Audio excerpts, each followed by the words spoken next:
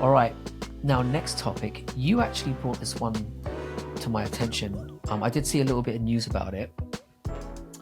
Recently, our old friend Ronda Rousey has made some headlines again. She did an interview recently where, you know, she essentially made a whole band of excuses for some of the losses she had during her UFC tenure. Apparently there was a concussion before she faced Holly Holm, poor weight cutting when she faced Amanda, and then she basically punctuated the interview by saying that when she's fully healthy, she's the best female fighter of all time. In fact, I think she went as far as to say she's the best fighter, period, of all time. I think that's what she said. Now, rightly, she's faced a lot of backlash for this, but this did kind of raise an interesting question for me. Like, obviously, if she was to get into the cage right now, as she is, I think she'd get fucking annihilated. But absolutely, I'm glad you agree on that, because I was worried there was going to be some pushback there. But how do we think that a prime Ronda, when she was at her best, would do in the current women's bantamweight division? Obviously, with Amanda still retired. What do you reckon? Oh man. So I'll go from the top down to the bottom. She wouldn't be champion. I realize that Raquel Pennington was an active fighter during that time period, but that Raquel Pennington is not this Raquel Pennington. She has evolved leaps and bounds, as has the sport itself. And I don't think that Ronda is able to do her one-dimensional game to get Raquel where she needs to get her in order for her to use her judo the way that she uses it and get her in some sort of armbar. So no, she will not be champion. I don't think that she beats Juliana Pena. Even as much as I've said about Juliana Pena, as much as I've said about her, and it's been a lot, I still think Juliana Pena is a better striker than Ronda Rousey. That is deep. I still think she's better. I still think she's better. And I still think that Ronda... Now, that is probably one of the closest fights in the top 5 that there would be. Absolutely. Because Juliana Pena's cage awareness and IQ is not very high. She thinks it's high, but if you get submitted by Jermaine Durandamy, it can't be that high. So, I think that's a contentious fight, but I think that Juliana finds a way to win it. I think that Myra Boyna Silver submits her. I think that Caitlin Vieira knocks her out. I think Aldana knocks her out. Holly Holm already knocked her out. I think Macy Chiasson knocks her out. I think Miesha Tate, who she's beaten twice, I think that Miesha Tate beats her too. At this age, Miesha Tate beats her too. I think that Carol Rosa beats her by decision. I think Kianzad beats her as well. I think Yana Santos beats her. I think where she starts to actually have success is in the back half of the top 15 against Norma, who is big and could still win that fight, but is very inactive with her striking. So I think that Ronda, at prime Ronda, is in nowadays a 11 through 15 fighter. Wow. At best. I thought you might go hard, but I didn't think you'd go this hard. It's the truth. It's funny though. It's probably true. I did this for this particular question. I actually had to go back and look at some of Ronda's fights because I basically forgotten about her. I wasn't really a big fan of hers at the time anyway, so I went back, had a look at some of her fights. Now I agree with you that she wouldn't be champion 100%. I do think she'd fare off a little bit better in the current top 15. So I did the same thing as you. When we said we were going to talk about this, I had a look at the current top 15, and despite some of Ronda's flaws, and there are many of them, which I will get to, I think she'd have some success against quite a fair chunk of that current roster. Now, I do think there are a number of fighters she would really struggle against, the obvious ones. So for all the shit talk that there's been about Pennington, as you said, she's improved measurably since Ronda departed. Really good takedown game. And she has a really good... Her boxing is good. She'll fuck you up if you give her half a chance. I think Aldana would have great success against Ronda as well. Lengthy, powerful. I don't think Ronda's judo base would be very effective against somebody so long. And standing with her, fucking hell. Knocked if out. If Ronda stood with Aldana, she would get fucking annihilated. It would be viral. It would be a beating. It would be a viral Aldana video. needs to. She needs to get her to come back. Aldana needs her to come back.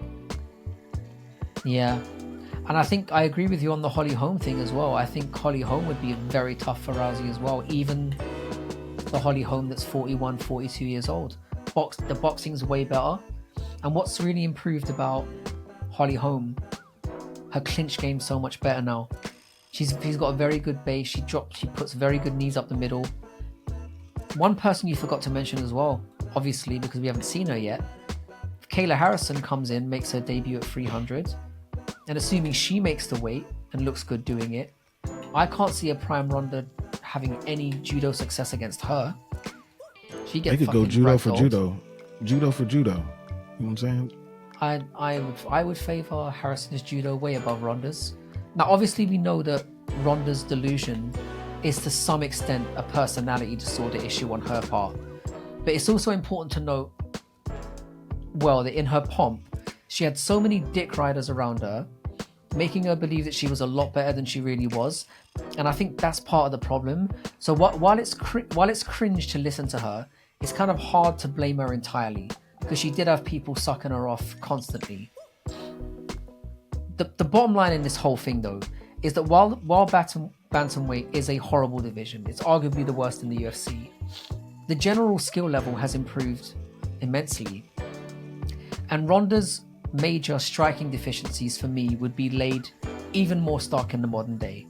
Now, one factor that I did want to mention is that we can't ignore, though, that if Ronda had remained in the UFC and not left, she could have potentially incrementally improved as well.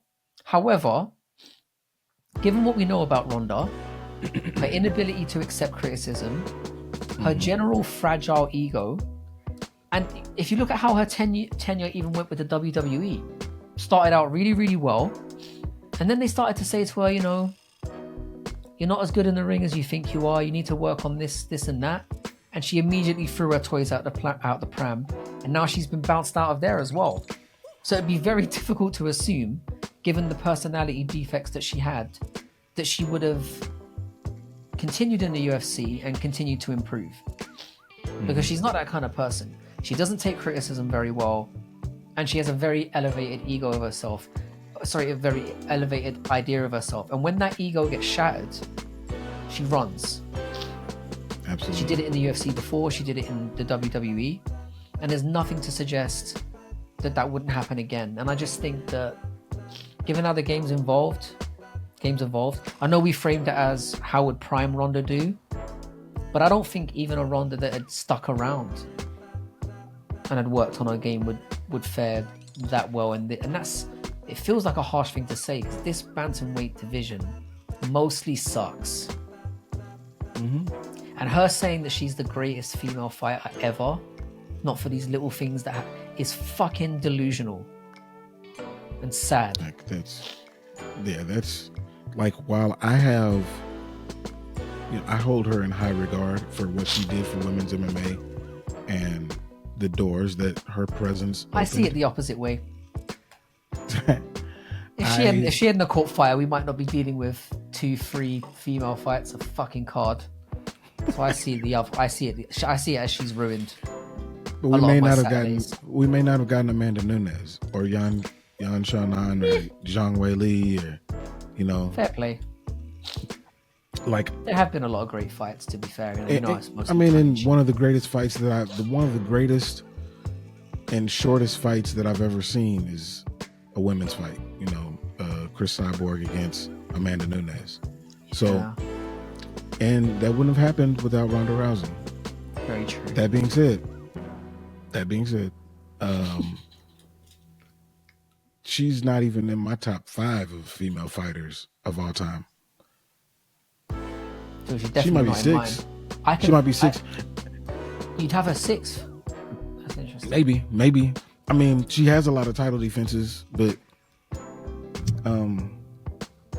I mean, it's just like the people that she fought, like, I don't know, it's that sliding scale, man. Like, the people that she fought, they wouldn't have.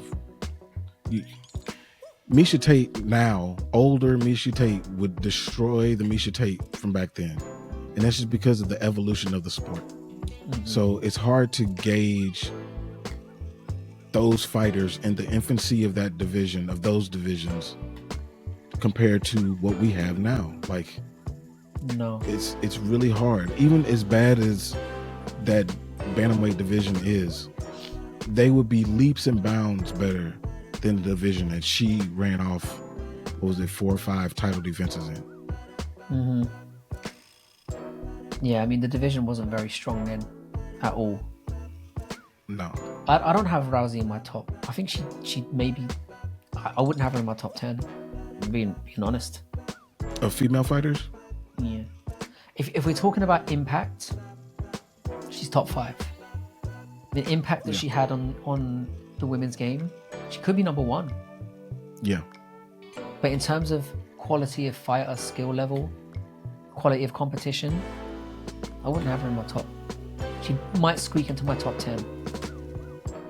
Because I mean, think about it. Think about the fighters that are. You could even go, all right, so like off the top of my head, obviously Amanda Nunes, Joanna Jędrzejczyk, Wei Li, Shevchenko, somebody else I'd have. Even Grasso. I'd have Rose. Rose I'd have above her as well. Who else can I? Those are the 6 I can think of at the top of my head. Yeah. But I would say, given some time and thought into it, looking at the divisions, let's have a quick look at the divisions now. Because I'm having a bit of a brain fart at the moment. Let's have a quick look. Okay. I mean, Alexa Grasso. I think when all is said and done, Tatiana Suarez is going to be above her. Oh yeah, for sure. Jessica Andrade would be a little bit harsh. I'm not going to go that far. So yeah, I mean, I'd say she'd safely be in the top 10. I don't know. She's definitely not top 5 for me. Yeah, she's on the. Yeah, she's not top 5. Now that we kind of rattled them off, she's not even top 5. Yeah. There are 5 active fighters. There are 5 active fighters who are better than her. And I'll also say that when it comes to the fighters who have been superstars in the UFC, she is one of the few that have been superstars in the UFC. Her and Amanda Nunes are arguably the only 2. Shevchenko maybe a little bit. Not really. I would say it's her and Amanda that have been the only real female superstars. Yeah, I would say McGregor's so. Like she's comparable to McGregor. Rousey is. Yeah. It's basically her and him who are the biggest stars the UFC's ever seen. Yeah. She was huge. People forget how huge she was. She was massive. She was everywhere. Anytime a fighter is on Good Morning America, the Today Show, like she's on these landmark television shows over here that people don't say anything about freaking UFC. They don't even know what the hell that is. Yeah. There are loads of people who don't know what UFC is, but they know who Ronda Rousey is. Yeah. And that's the mark of a superstar. That says a lot. So in terms of superstar, there's no question. It's 1 and 2. You'd argue Connor's bigger, obviously. Yeah. She went that far behind. She was massive. Mm-hmm. And I think that led to a lot of her downfalls. I don't think she was ever capable of handling when the criticism came and when the losses came, and the proof is in the pudding with that. And it's all led to this very day where she's come out with this ridiculous interview, still unable to accept the way things were. Yep, It's can't interesting. take it.